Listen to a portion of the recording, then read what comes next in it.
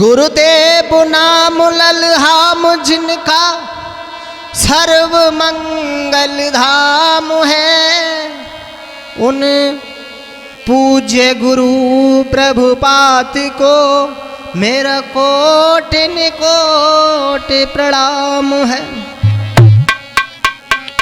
आइए गौर करते हैं, सभी सनातन धर्मी जो प्रेमी हैं उन सभी के सहयोग से और आचार्य कवि शिरोमणि एदल यादव जी के सानिध्य में उनको सौजन्य से आज हम आपको लेकर चल रहे हैं कि किस तरह से लोगों ने शास्त्रों को अपने मन से पढ़ा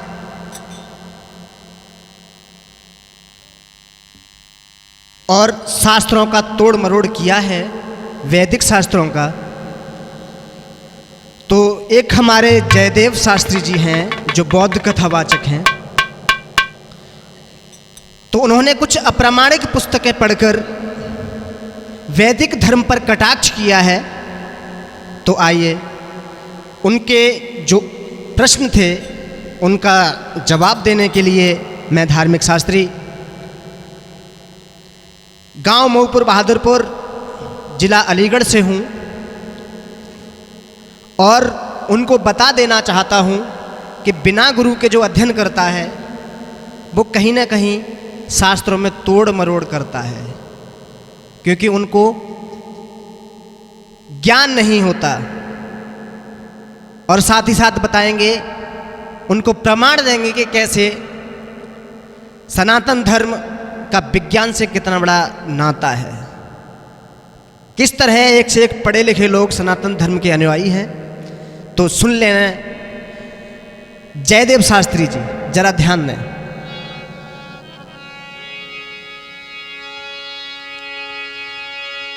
कि मूर्ख जैसी बातें करते और बन रहे हो बहुत बड़े ज्ञानी। आचार्य जी, और दो चार किताबें पढ़ करके तुम बन बैठे हो अभिमानी।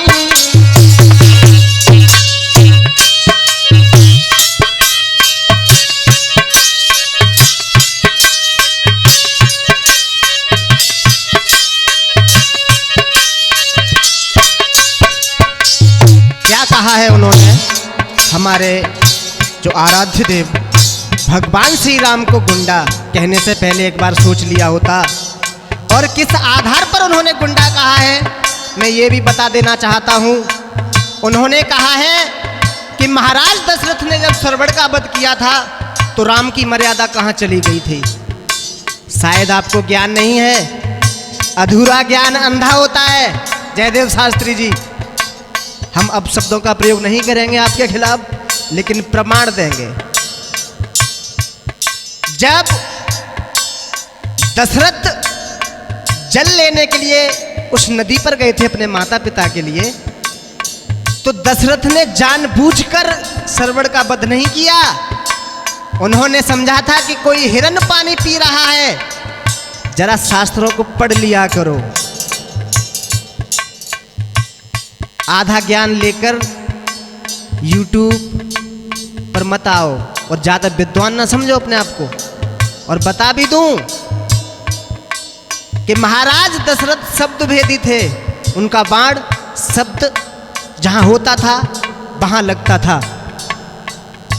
महाराज दशरथ का बाण जहां शब्द होता था वहां बाण लगता था। जब श्रवण कुमार जल भर रहे थे तो उन्होंने हिरण समझकर जब बाण चलाया तो उनका बाण भी चूक गया था, जबकि बाण कहाँ लगना चाहिए था शब्द के अनुसार?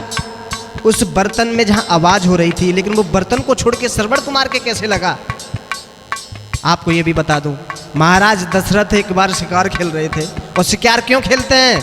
ये क्षत्रियों का धर्म है, ताकि उनका बाहुबल, उनका निशाना अचूक बना रहे, इसलिए वो उन जानवरों का शिकार करते थे, हिरणों का। क्योंकि हिरन ज़्यादा उछल कूद करता है, उस पर निशाना बांधना अच्छे अच्छे लोगों का काम नहीं है। जयदेव शास्त्री जी ध्यान देकर सुने। महाराज दशरथ जब एक बार शिकार खेलने गए तो शिकार खेलते खेलते उनका सामना जो महाराज की पत्नी थी कैकेयी उनसे हो गया। उस समय वो उनकी पत्नी नहीं थी, एक क्षत्रिय के वेश में उनका आमना सामना महाराज दशरथ से हो गया। लेकिन दशरथ को भी नहीं ये पता था कि ये कोई स्त्री है, वो क्षत्रिय के वेश में घूम रही थी। जब उनसे उनका युद्ध हुआ तो बाद में दशरथ को मालूम पड़ा कि ये तो कैकेयी है और बहुत सुंदर है, स्त्री है। तो महाराज दशरथ का मन हुआ कि मैं कैकेयी से विवाह कर लूं। लेकिन महाराज दशरथ वृद्धावस्था में थे उस समय, तो उन्होंने सूर्यदेव की आराधना की और उन्होंने कहा कि मुझे यौवन प्राप्त करा दो, जिससे कि मैं तरुण हो जाऊं और कैकेयी से विवाह कर सकूं। क्योंकि उनके पिता ने यह शर्त रखी थी कि आप जब तक युवावस्था में नहीं आओगे मैं आपसे कैकेयी का विवाह नहीं करूंगा। जब सूर्य भगवान देव ने उनको ये वरदान दिया कि ठीक है मैं आपको तरुणावस्था में कर सकता हूं, लेकिन याद रखना आपका जो शब्द वेदी बाण है वो निष्फल हो जाएगा। लेकिन दशरथ को उस समय याद नहीं रहा जब तीर चलाया था हिरण को मारने के लिए, इसलिए वो उस बर्तन में न जाके जिसमें पानी भर रहे थे सरवण कुमार, वहां न लग के सरवण कुमार को लगा और वो जानबूझकर नहीं मारा। और ये भी याद रखें दशरथ को उसका फल भी मिला था, उनको श्राप भी दिया था कि तुम भी, सरवण कुमार के माता पिता ने कहा था कि तुम भी पुत्र के वियोग में मारे जाओगे। इसलिए पूरा ज्ञान पड़े जयदेव। मूर्ख जैसी बातें करते बन रहे हो बहुत बड़े ज्ञानी, दो चार किताबें पढ़ करके और बन बैठे हो अभिमानी।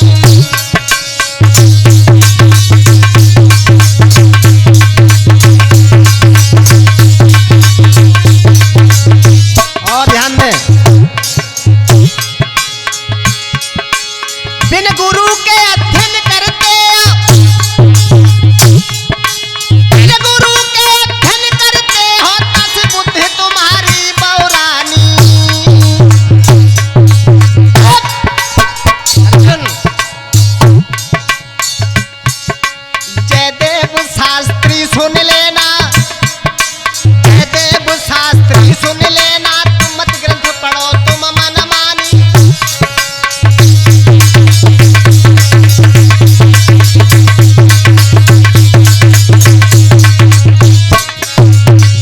जयदेव शास्त्री जी ध्यान दें, ग्रंथ को अपने मन से ना पढ़ो। उदाहरण के लिए आपको बता दूं कि MBBS की किताब बाजार में हर जगह मिल जाती है, ध्यान दें बात पर। और कोई भी व्यक्ति, कोई भी पुरुष उसे पढ़कर, स्वयं पढ़कर कभी डॉक्टर नहीं बन सकता। समझे जयदेव शास्त्री जी? किसी न किसी गुरु की आवश्यकता होती है, किसी न किसी संस्थान की आवश्यकता होती है पढ़ने के लिए। जयदेव शास्त्री ध्यान दें कि कोई भी मनुष्य बाजार से किताब खरीदकर MBBS की डॉक्टर नहीं बनता है, उसे गुरु और कॉलेज और संस्थान की आवश्यकता होती है। इसलिए ग्रंथ अपने हिसाब से ना पढ़ो। अगर ऐसा होता तो हर घर में डॉक्टर होता। और यही समस्या है, ज्ञानी लोग क्यों पढ़ रहे हैं? क्योंकि किसी गुरु के माध्यम से नहीं पढ़ रहे वो। हाँ ध्यान दें, बिन गुरु के अध्ययन करते हो, तस बुद्धि तुम्हारी बौरानी। जयदेव शास्त्री सुन लेना, मत ग्रंथ पढ़ो तुम मन मानी।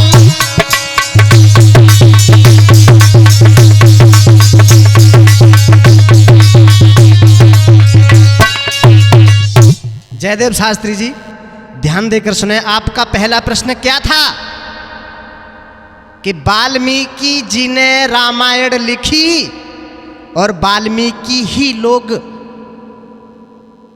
टट्टी उठा रहे हैं। पहले तो आपको भाषा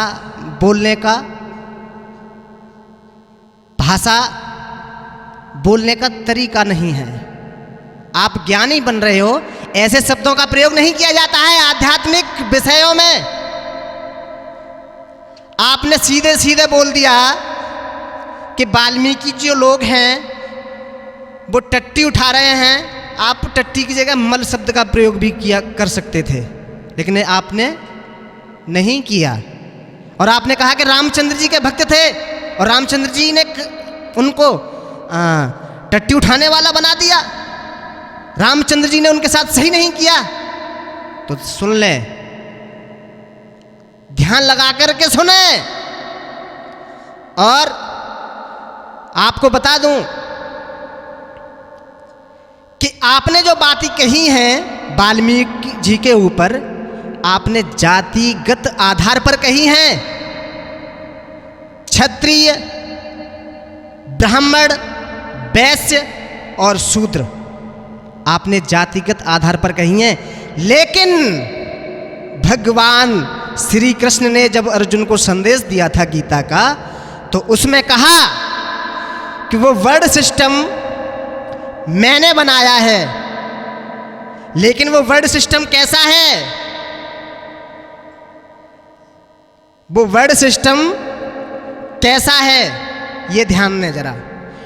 वर्ड सिस्टम जो है, जो भगवान कृष्ण ने बताया, वो वर्ड सिस्टम भगवत गीता में 4 अध्याय में, और भगवान कृष्ण बता रहे हैं कि मैंने वर्ड बनाए। लेकिन वर्ड किसके आधार पर बनाए? जाति के आधार पर नहीं, कर्म, गुण और स्वभाव के आधार पर बताए। ऐसा नहीं है कि किसी ने पंडित के घर में जन्म ले लिया और वो दारू, मांस, मीठ मदिरा खा पी रहा है तो वो ब्राह्मण नहीं है। गुणों के अनुसार। समझ रहे हो कि नहीं समझ रहे? सुन लो मेरी बातें ध्यान लगाकर, जयदेव शास्त्री जी। और अगर आपको प्रमाण चाहिए तो बता दे रहा हूं। श्लोक है 13वां 4था अध्याय। चतुर्वर्ण्य मया सृष्टम गुण कर्म विभागस। दोबारा सुन लें जयदेव शास्त्री जी। चतुर्वर्ण्य मया सृष्टम गुण कर्म विभागस। इसका अर्थ समझ लीजिए कि कोई पंडित के घर में पैदा हुआ है तो वो जन्म से पंडित नहीं है। गुण कर्म विभागस, उसके जैसे गुण होंगे, उसके जैसे गुण होंगे, उसके कर्म होंगे, उसी के हिसाब से उसको क्या किया जाएगा? वर्ण दिया जाएगा। वर्ण क्षत्रिय या वैश्य या शूद्र। और दूसरी बात, मुझे लग रहा है कि आप जातिवादी पर बात कर रहे हो कि पंडित, आपको पता नहीं है रावण पंडित था, हैं? लेकिन आपको पूर्वज कौन से अच्छे लगते हैं? जो गलत कार्य करते हैं। रावण आपका पूर्वज है पंडित, लेकिन उसको राक्षस की संज्ञा क्यों दी गई? क्योंकि उसके गुण और कर्म खराब थे। ठीक है, ध्यान रखना जयदेव शास्त्री। इसलिए वाल्मीकि जी शूद्र नहीं थे, वो ऋषि थे, वो विद्वान थे, वो ब्राह्मण थे। उनके अंदर वो क्वालिटी थी। आज के विषय में ले लीजिए आप, अगर किसी बच्चे की रुचि क्रिकेट खेलने में है और उसका पिता आईएएस बनाए उसको, तो बना नहीं सकता है। इसलिए आज के संसार में उथल पुथल है, बच्चे आत्महत्याएं कर रहे हैं। क्यों कर रहे हैं? इसी कारण, बस उनकी रुचि किसी में है, उनको बनाया कुछ और जा रहा है। अब आगे आ जाइए, ध्यान रख लें। एक और बार बता दूं, गुण कर्म और स्वभाव के आधार पर वर्ण बनाए गए हैं। और ये भी ध्यान रखना, अगर वर्ण सिस्टम शास्त्रों से हटा दिया जाए या पहले उसको हटा भी दिया जाए, फिर भी संसार आज के जीवन में बिना वर्ण के चल नहीं सकता है। क्योंकि एक पियोन को प्रधानमंत्री जी की कुर्सी पर नहीं बिठाया जा सकता, उसकी योग्यता के अनुसार ही उसको वहां बिठाया जा सकता है और उसको नाम दिया जा सकता है। अगर कोई इंजीनियर है तो इंजीनियर उसको क्यों बोलते हैं? क्योंकि वो इंजीनियरिंग का काम करता है, ऐसा कर्म है उसका, इसलिए वो इंजीनियर है, उसके पास ऐसी योग्यता है। ध्यान रख लें। अब आगे एक और प्रश्न है तुम्हारा, हनुमान जी वाला। हनुमान जी वाला भी आपका एक प्रश्न और था, इसको भी बता दूं आपको कि पद्म पुराण में हमें एक श्लोक मिलता है कि 84 लाख योनियों के बारे में,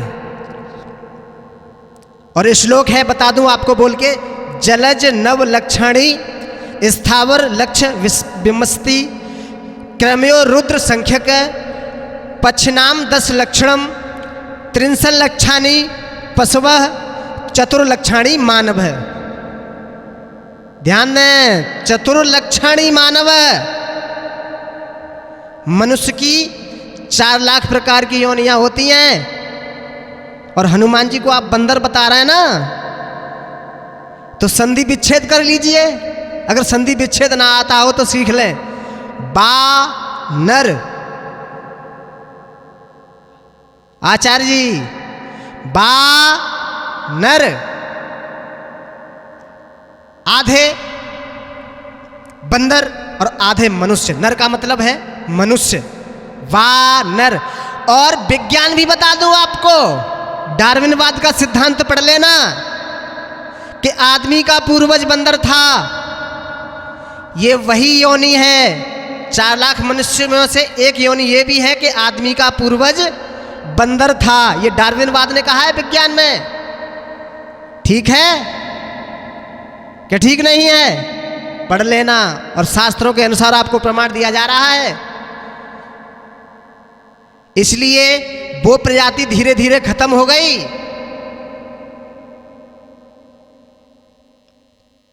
बानरों वाली, बानर, आधे मनुष्य और आधे बंदर। इन बंदरों की बात मत करो, इनको तो पूजा इसलिए जाता है क्योंकि हनुमान जी से जोड़ देते हैं, क्योंकि आधे हनुमान जी बंदर थे। और एक और प्रश्न आपका था जामवंत जी वाला। एक प्रश्न और था जामवंत जी वाला कि ये बताइए कि जामवंत जी से, जामवंत की जो बेटी थी उनका विवाह भगवान कृष्ण से हुआ था, जामवंती का। ये भी ध्यान रखें, ये भी एक 4 लाख मनुष्य की जो नहीं है उनमें से ये भी आते हैं जामवंत वाला। वो भी प्रजाति लुप्त हो गई, ये रीछ वाली प्रजाति है, ये अभी इस समय मौजूद है पृथ्वी पर। 8 प्रजाति अभी इस समय मौजूद है विज्ञान के अनुसार। और 84 लाख योनियों में से आपको अगर गलत लगता है तो विज्ञान ने 13 लाख योनियों को ढूंढ लिया है अब तक, और आगे भी वो इसका अध्ययन कर रहे हैं। बात कुंभज ऋषि की आती है वाल्मीकि रामायण में, तो आपको बता दूंगी अलग से जोड़ा गया है। ऐसा प्रमाण वाल्मीकि रामायण में जोड़ा है, वो अलग से जोड़ा गया है, क्योंकि ये इतिहास रहा है। आप पढ़ के देखिए, सबरी के झूठे बेर खाए भगवान श्री राम ने। अगर वो शूद्र मानकर, अगर वो शूद्र मानते किसी को, तो सबरी के बेर क्यों खाते? निषाद राज का भोजन क्यों खाते?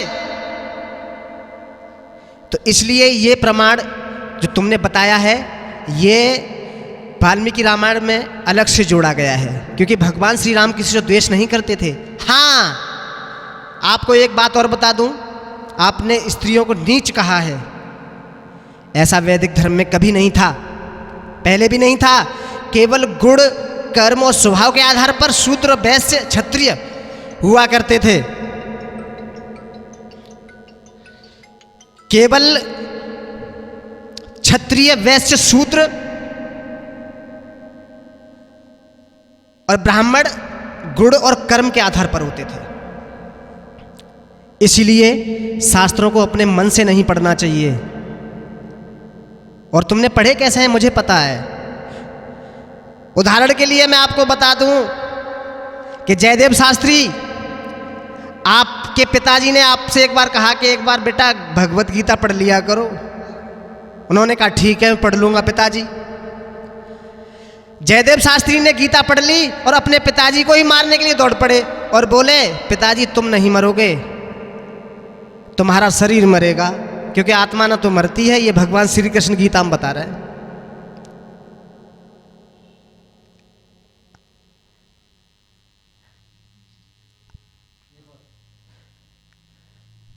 तो ये आपके प्रश्न हुए हैं। और आपको एक बात और बता दूं, आपने गुरु ब्रजेश जी, माननीय स्वर सम्राट गुरुदेव ब्रजेश शास्त्री जी का जो नाम लिया है कि वो हमारे गुरुदेव हैं, और आप एक तरफ ये भी कह रहे हो कि पूतना हमारी वंशज है, हमारी पूर्वज है। तो बताऊं मैं आपको कि आपने इनडायरेक्ट ब्रजेश शास्त्री जी पर भी प्रहार किया है। डायरेक्ट नाम नहीं लिया उनका, इनडायरेक्ट उन पर भी प्रहार किया है, क्योंकि स्वर्गीय स्वर सम्राट श्रीमान ब्रजेश कुमार शास्त्री जी ने पूतना बद गाई है, तो उसमें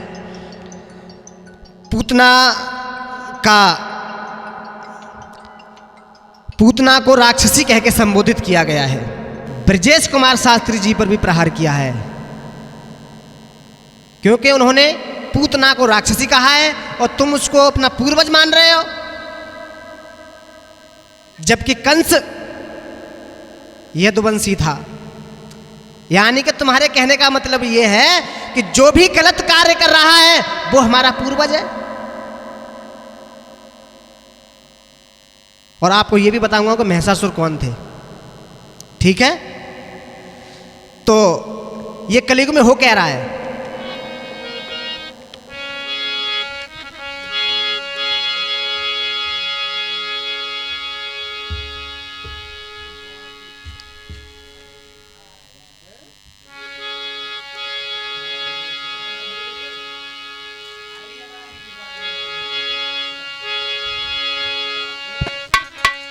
तो जयदेव शास्त्री जी ये ध्यान रखें,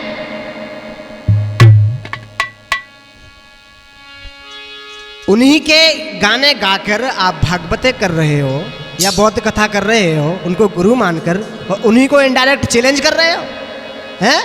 सुन लो कि कलयुग न जाने कैसा, कि कलयुग न जाने कैसा, और ये चक्कर चला रहा है, और चेला गुरु अपने को अरे आंखें दिखा रहा है, चेला गुरु अपने को आंखें दिखा रहा है।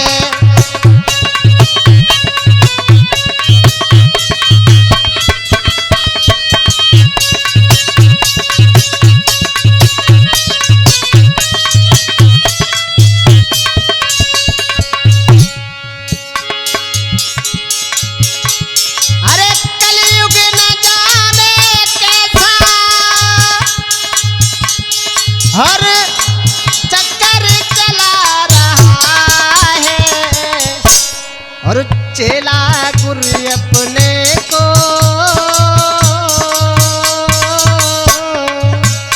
अरे चेला गुरु अपने को अरे आंखें दिखा रहा है।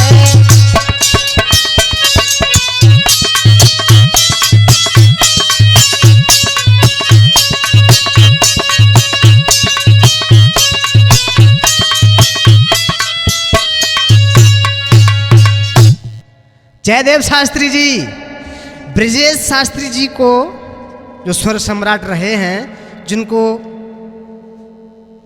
सभी लोग गुरु के नाम से पूजते हैं, लेकिन आपने भी गुरु माना है, लेकिन आप इनडायरेक्ट उनको चैलेंज कर रहे हो कि तुम हमारे पूर्वजों के बारे में कुछ मत कहो। तुम्हारे पूर्वज हैं पूतना, रावण, अघासुर, बकासुर, जितने भी गलत कार्य कर रहे हैं वो तुम्हारे पूर्वज हैं। अरे पढ़ो तो सही, बिना आधार और तर्क के बात ना करो, बकवास ना करो, ग्रंथों को पढ़ो और उनको ऐसे मत पढ़ो कि तोड़ मरोड़ करो, किसी गुरु के माध्यम से पढ़ो, पहले ही बता चुका हूं। अब आपने कहा कि आप मानिए देवी देवताओं को, मैं नहीं मानता, तो ये भी तुम्हारी मूर्खता है, क्योंकि तुम मूर्ख हो ही। अगर मैं कहूं, उदाहरण के तौर पर ले लीजिए, मैं कहूं कि प्रधानमंत्री मोदी जी को मैं प्रधानमंत्री मानता ही नहीं, तो लोग मुझ पर हंसेंगे। क्यों? क्योंकि वो तो अखिलेश यादव जी के भी प्रधानमंत्री हैं और मायावती जी के भी प्रधानमंत्री हैं। वास्तविकता तो यही है, मानो या मत मानो, और मानना पड़ेगा। जब कभी डॉक्यूमेंटेशन की बात आएगी, कागजों की बात आएगी, तो लिखना पड़ेगा कि हमारे प्रधानमंत्री मोदी जी हैं। ठीक है? तुम्हारे मानने या ना मानने से कुछ नहीं होता, और हो भी सकता है, हाँ, लेकिन ये ध्यान रखो कि अगर कोई ये कह दे कि मैं मोदी जी को प्रधानमंत्री नहीं मानता, तो वो उसकी मूर्खता है। और एक प्रश्न और कमेंट में आ रहे थे कि जिस समय भारत गुलाम था, तब आपके देवी देवता कहां चले गए थे? मूर्खो, देवी देवता किसी एक के नहीं होते कि केवल भारत वालों के देवी देवता हैं। वो देवी देवता पूरे संसार के होते हैं, पूरे ब्रह्मांड के होते हैं। समझ गए कि नहीं समझे? और अगर देवी जी की शक्ति को आप देखना चाहते हैं तो 1970 और 1971 का पाकिस्तान का युद्ध पढ़ लेना, और पढ़ना भी मत, न्यूज पर देख लेना। मैं बता रहा हूं आपको, जिस समय हमारे भारत के फौजी तनोट माता के मंदिर में पूजा अर्चना कर रहे थे और पाकिस्तान ने पीछे से हमला कर दिया था, तो उस समय पाकिस्तानियों के जितने भी तोप के गोला थे वो सब नष्ट हो गए थे, ऑटोमेटिकली मिस हो गए थे। ये न्यूज पर पढ़ लेना आप, ये देवी की शक्ति होती है। अब तुम कहोगे कि हमें दिखा दो, तभी तो मानेंगे कि हम तुम्हारी देवी हैं, लेकिन मूर्खों जैसी बात ना करो। अच्छी नौकरी पढ़ने के बाद मिलती है, तुम तो ऐसी बातें कर रहे हो कि पढ़ूंगा बाद में, पहले नौकरी दे दो। ऐसा कैसे हो सकता है? नौकरी तो अच्छी नौकरी पढ़ने के बाद ही मिलती है। पहले पढ़िए कि देवी देवता कब प्रकट होते हैं, कब अप्रकट होते हैं। ये मत कहो कि हमें दिखा दीजिए। ये तो वो वाली बात हो गई कि पहले नौकरी दे दो, उसके बाद पढ़ूंगा, तो लोग मूर्ख कहेंगे उसको कि तुम मूर्ख हो। ठीक है? ध्यान से सुनते रहना। और ये अप्रामाणिक पुस्तकें उठा ली है ना तुमने, कि वहां से उठा ली, वहां से उठा ली, ऐसे ही गुरुओं की हैं जो बिना गुरु के चेला हैं। अपने आप मन में आया वो लिख दिया किताब में, चाहे ललई राम हो चाहे कोई भी हो। और ये चाल न फेंको कि सहस्त्राबाहु अर्जुन को किसने मारा। समझ गए? न्याय की बात करो, न्याय की। सहस्त्राबाहु अर्जुन ने भी तो मारा था जमदगिन को, और क्यों मारा था ये सभी जानते हैं। तुम तो कितने बड़े चुगलबाज हो जो चुगली करते हैं गांव में कि 2-4 साल पहले लड़ाई हो जाए तो वो बाद में फिर लड़ाई करा देते हैं। लेकिन तुम तो सतयुग और त्रेता युग की कहानी लेकर आज कलयुग में लड़ाई कराना चाहते हो।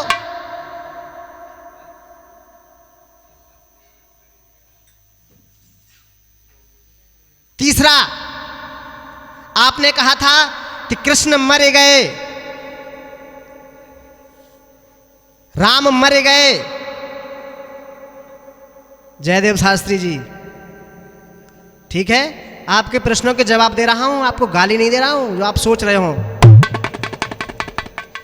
आपके प्रश्नों के मैं जवाब दे रहा हूं, गाली नहीं दे रहा हूं जयदेव शास्त्री जी।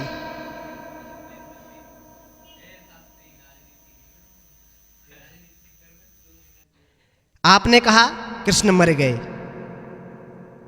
जो छोटे बच्चे होते हैं ना, कि कहते हैं कि सूर्य डूब गया, सूर्य कभी डूबता नहीं है जयदेव शास्त्री जी। सूर्य कभी डूबता नहीं है, वो छिप जाता है। यहां पर दिन है तो कहीं रात है, यहां रात है तो कहीं दिन है। सूर्य कभी डूबता नहीं है, केवल छिप जाता है। भगवान श्री कृष्ण, और आपसे किसने कहा कि कृष्ण जरा नाम के बहेलिया ने मारे और वो मर गए? आपने पढ़ा ही नहीं है, आप बिना आधार के बातें कर रहे हैं, आपने पढ़े ही नहीं है शास्त्र। भागवत में साफ साफ लिखा है कि भगवान कृष्ण अपने सशरीर सहित अपने गोलोक धाम के लिए चले गए थे, परम धाम के लिए, और जरा नाम के बहेलिया को उन्होंने स्वर्ग भेजा था। उसके बाद वो चतुर्भुजी रूप में, और मैं बता दूं, हवा में बातें नहीं कर रहा हूं मैं जयदेव शास्त्री जी, हवा में बातें नहीं कर रहा हूं, प्रमाण है मेरे पास भागवत का। बता दूं आपको, सुन लो प्रमाण। क्या प्रमाण है मेरे पास?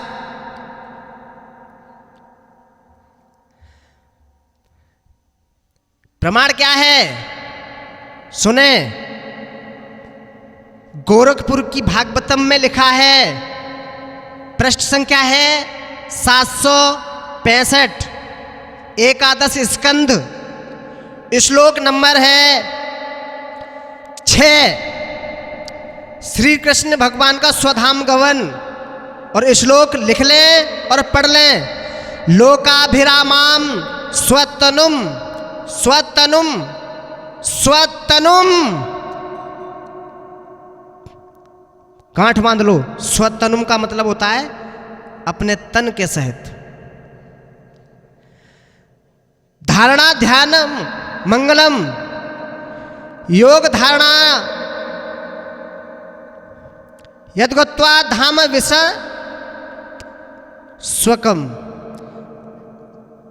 ये श्लोक संख्या है 6 भागवत में, पढ़ लेना। और आप कह रहे होंगे बार बार मूर्ख शब्द का प्रयोग कर रहे हैं मेरे लिए धार्मिक शास्त्री जी, तो मैं नहीं कर रहा हूं, हैं? भगवान श्री कृष्ण ने गीता में कहा है कि अब जानंती मामूढ़ाम, जो मुझे नहीं जानता है वो निपट मूर्ख है, और मूर्ख की तुलना गधे से की जाती है। मूर्ख की तुलना किससे की जाती है? गधे से। तो पहली बार किसी गधे ने हमारे शास्त्रों पर प्रवचन दिया है, किसी गधे ने पहली बार हमारे शास्त्रों पर प्रवचन दिया है। और आपने एक दोहा और गाया था, याद कर लें, कि ढोलक सूत्र और पसनारी जे सब ताड़न के अधिकारी, है कि नहीं? गाया था, गाया था। चलो कोई बात नहीं, फिर मिल लेना हमसे और शास्त्रों सहित प्रमाण देंगे आपको। अगर एक भी प्रमाण बिना शास्त्र के दिया हो या ग्रंथ के दिया हो तो बात करना हमसे, वरना बात मत करना, ठीक है? तो ढोलक सूत्र और पसनारी जे सब ताड़न के अधिकारी, मैं पहले भी कह चुका हूं कि अपने मन से ग्रंथ मत पढ़िए, ठीक है? अब तुमने उसका उल्टा अर्थ कैसे निकाल लिया कि जब तक स्त्री को पीटा ना जाए, जब तक ढोलक को पीटा ना जाए, जब तक शूद्र को ना पीटा जाए, तब तक ये सही नहीं रहते। भाई मारो स्त्री को, दे दे दे दे। अरे आपने गलत अर्थ निकाला इसका, इसलिए कहते हैं कि, इसलिए तुलसीदास जी ने और लिखा है कि ये कभी ज्ञानी नहीं हो सकते जिनके कर्म और गुण शूद्रों जैसे हों, वो कभी ज्ञानी नहीं हो सकते। इसलिए लिखा है तुलसीदास जी ने कि वो कितने भी विद्वान हो जाएं लेकर रहेंगे ऐसे ही। तो बता दूं मैं आपको कि वो क्या कहा है कि ताड़ना का मतलब है किसी की बात को समझ लेना, पहले से किसी की बात को समझ लेना। जैसे शूद्र है, भूखा बैठा है बेचारा, तो दूसरा आदमी समझ ले उसको देखकर, अरे भाई भूखा भूखा तो नहीं है।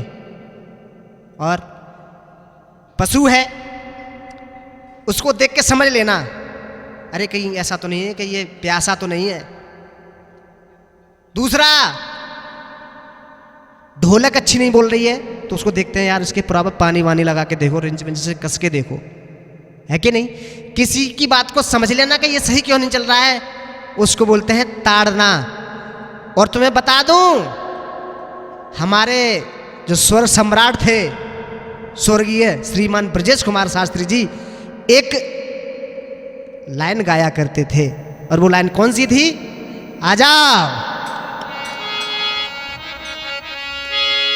कौन सी लाइन थी? संजय भाई साहब, केशव, अर्जुन, आचार्य जी और अभिषेक भैया, लाइन कौन सी थी? उसी के ऊपर बता रहा हूं, किसी की बात को पहचान लेना। कि पेड़ के नीचे ऊंट करो, हर तो पत्ता पत्ता सूते गो, हर कुत्ता को कितनो समझियो तो टांग उठाए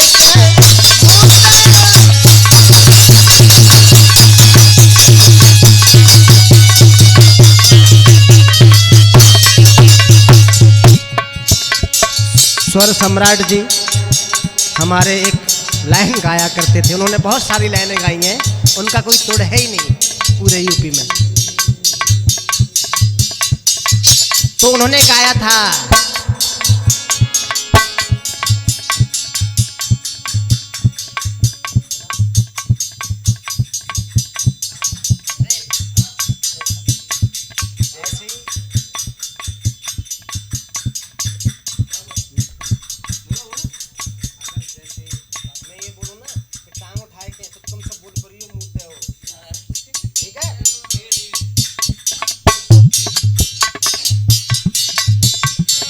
क्या गाया?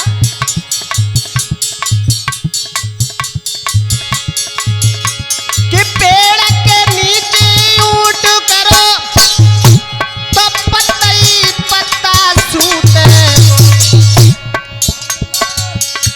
कुत्ता को कितनो समझियो, हाँ कुत्ता को कितनो समझियो तो टांग उठाए के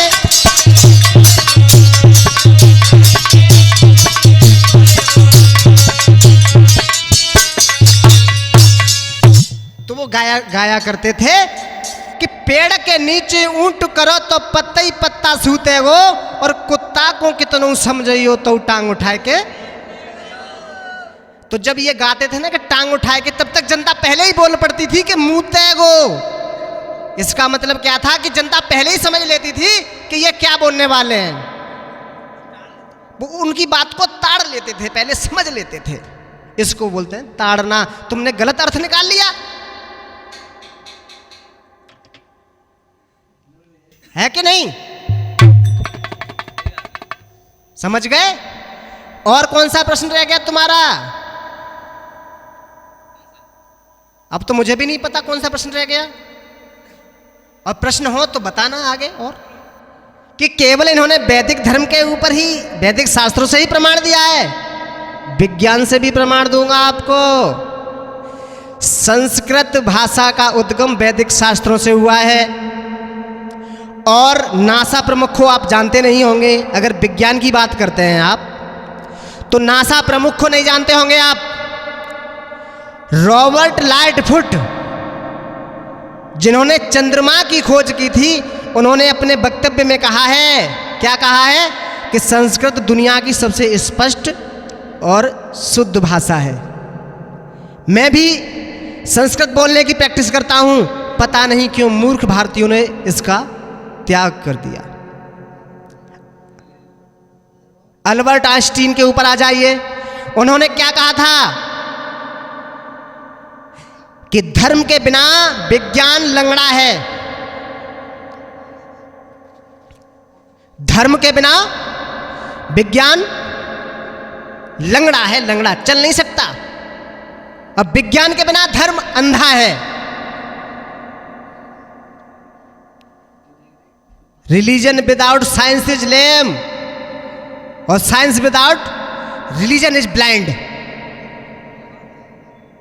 और भी सुन लो, ओपेनहाइमर जिसने दुनिया में सबसे पहले परमाणु बम बनाया था, उसने भगवत गीता को पढ़ा भारत में आकर। उसको अंदाजा ही नहीं था कि दुनिया नष्ट हो सकती है।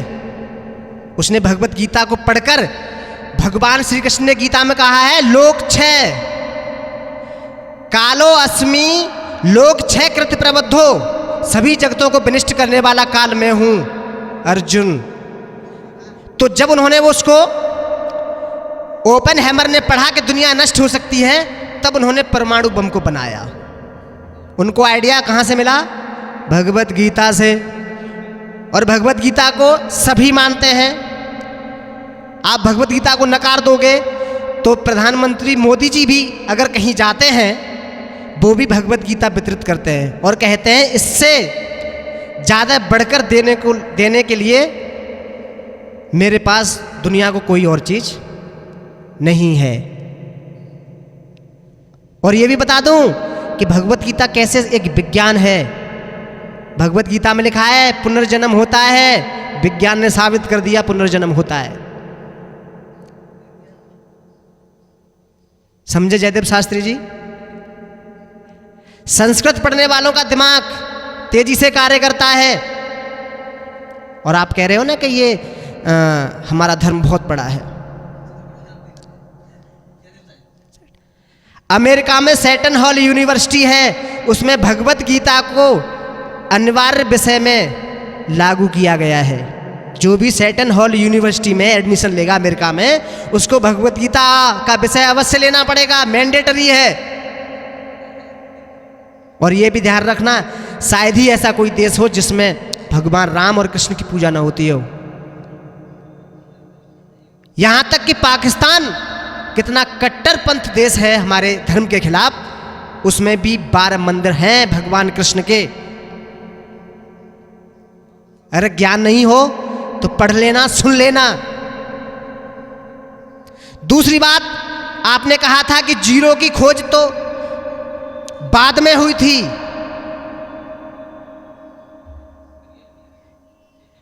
लेकिन ध्यान रखना, खोज करने में और बनाने में फर्क होता है। खोज करने में और बनाने में फर्क होता है। एक बार वास्को डिगामा भारत आया तो प्रश्न आ गया उसमें कि भारत की खोज किसने की थी? कि वास्को डिगामा ने की थी। अरे भारत की खोज ही तो की थी वास्को डिगामा ने, भारत था तो पहले से ही।